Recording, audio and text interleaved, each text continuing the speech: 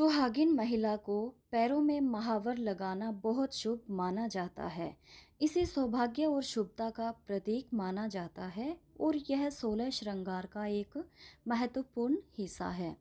यह विशेष रूप से शादी और त्योहारों के दौरान लगाया जाता है और नवजात लड़कियों और कुंवारी कन्याओं के पैरों में भी लगाना शुभ माना जाता है। आलता को माता लक्ष्मी यानी माँ लक्ष्मी पूजा का स्वरूप माना जाता है। इसी कारण कन्या पूजन में कुंवारी कन्याओं के पैरों में आलता लगाना बेहद शुभ होता है। कई स्थानों पर बेटी के जन्म के बाद ही गृह प्रवेश के समय कुंवारी कन्याओं के पैरों में आलता लगाकर गृह में उनकी छाप लगाई जाती है, जिससे घर में सुख समृद्धि का आगमन हो।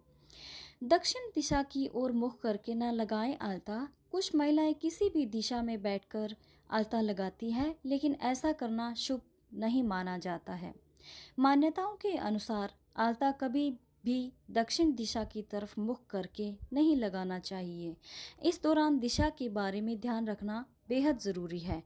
कुछ महिलाएं किसी भी दिशा में बैठकर आलता लगाती है, लेकिन ऐसा करना शुभ नहीं माना जाता है। मान्यताओं के अनुसार आलता कभी भी दक्षिण दिशा की तरफ मुख करके नहीं लगाना चाहिए। इस दौरान दिशा के बारे में ध्यान रखना बेहद ज़रूरी है।